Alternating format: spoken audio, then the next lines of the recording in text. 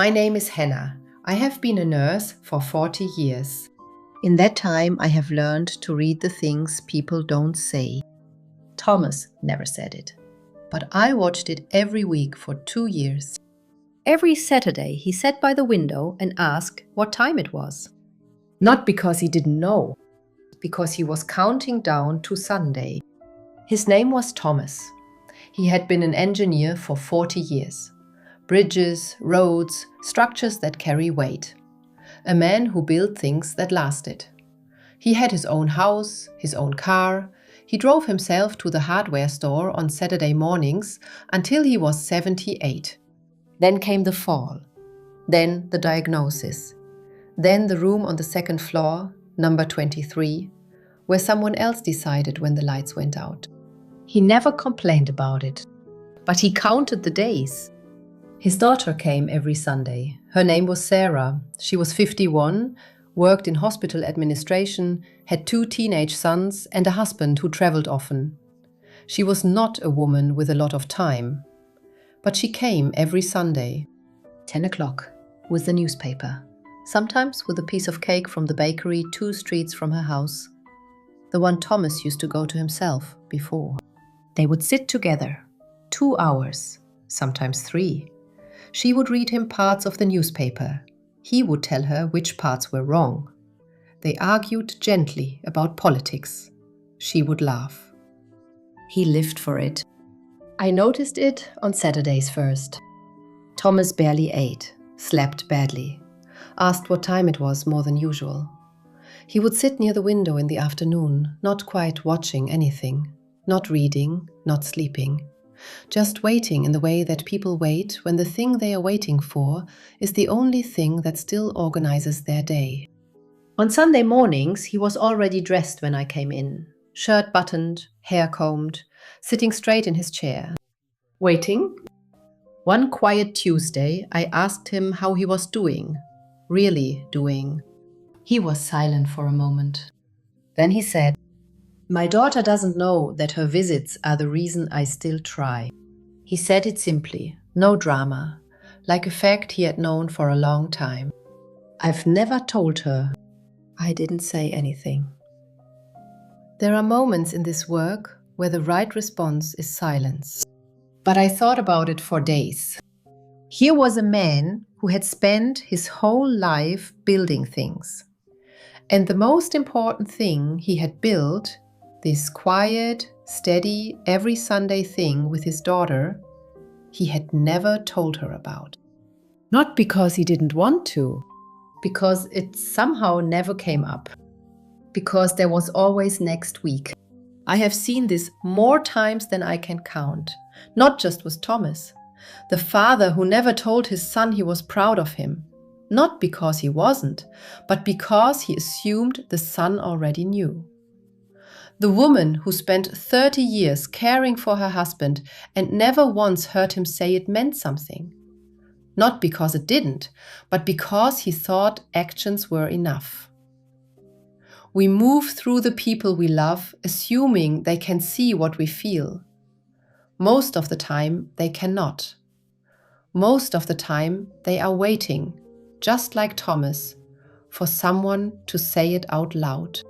There is a particular kind of loneliness that comes not from being alone, but from being surrounded by people who love you and still feeling unseen. Thomas was not a man who asked for much. He had never been, but he needed Sarah to know. And the longer it went unsaid, the heavier it became. Not a burden exactly, more like a debt that kept growing in silence, one Sunday at a time. The Sunday in November, Sarah didn't come. Her car broke down on the way.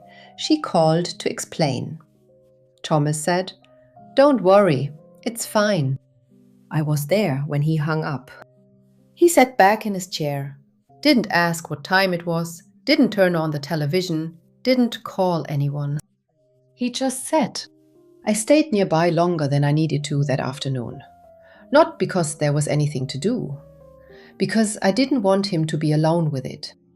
At some point he looked out the window, the same window where he sat every Saturday counting down. And he said, very quietly, almost to himself, "It is strange how much space one person can take up in a week." That evening, Sarah called again to apologize properly. He said only, "I just wanted to hear that you were there." 8 words. That was all. Those 8 words stayed with me longer than most things I have heard in 40 years beside hospital beds. Marcus Aurelius wrote, "Confine yourself to the present." Not because the past doesn't matter, not because the future isn't worth thinking about, but because the present moment is the only place where another person can actually feel you.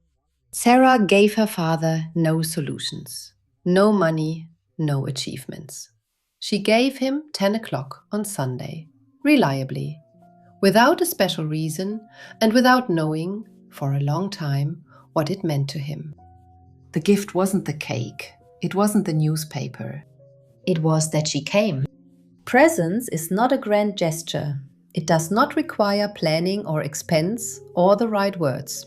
It requires only showing up, consistently, without waiting for a special occasion, without needing the other person to ask. Thomas never asked. He would never have asked. But he counted every Sunday, and he felt every one that was missing. Most of us have a Thomas somewhere. Someone older. Someone who lives alone or feels alone. Someone whose face changes when you call. You know who it is. You've always known. And you also know the reasons why it doesn't happen more often. Too busy, next week. They seem fine. They tell me if something was wrong. But while you tell yourself there's still time, they are sitting by the window on a Saturday afternoon, asking what time it is, counting the days. What slowly kills relationships is not conflict. It is postponement. Thomas died on a Wednesday in February. He was 82. The Sunday before, Sarah was there. Cake, newspaper, 2 hours in the garden.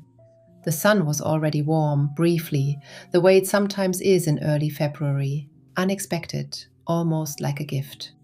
He told her that day what her visits had meant. She hadn't known. Not the full weight of it. Not what Saturdays were like. Not what it meant to him to already be dressed at 9. She sat very still when he told her. Then she said, "I'll come every Sunday for as long as there are Sundays." He died 11 days later. She had come the Sunday before. I have stood beside many beds at the end. What I have never once heard, not in 40 years, is someone wishing they had waited longer to say what mattered. The people we love do not always know what they mean to us.